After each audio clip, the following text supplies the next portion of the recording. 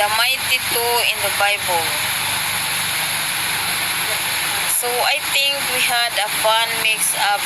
There's no direct mention of the mighty two in the Bible. So brothers and sisters, could you be thinking of the little two in Judges 1 verse 6 to 7?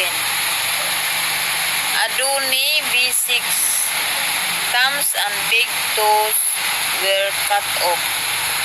Or maybe feet tossed in other antics, like washing up feet in John 13.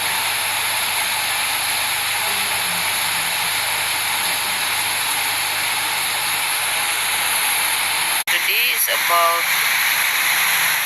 behind the scenes. Behind the scenes. So, behind the scenes, brothers and sisters, means number 1, out of public view. So, stop happening privately. 2, not visible to most.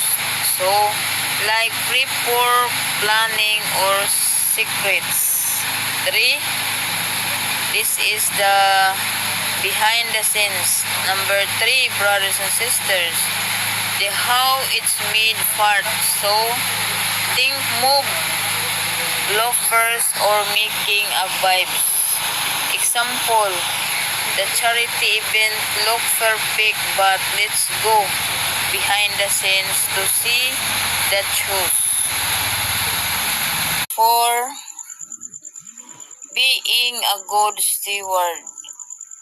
In Luke 19 verse 11 to 27, parable of the talents.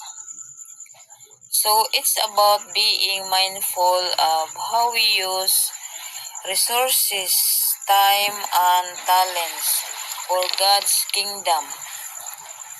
So that's all. I hope we relate all of this. Thank you and God bless to all.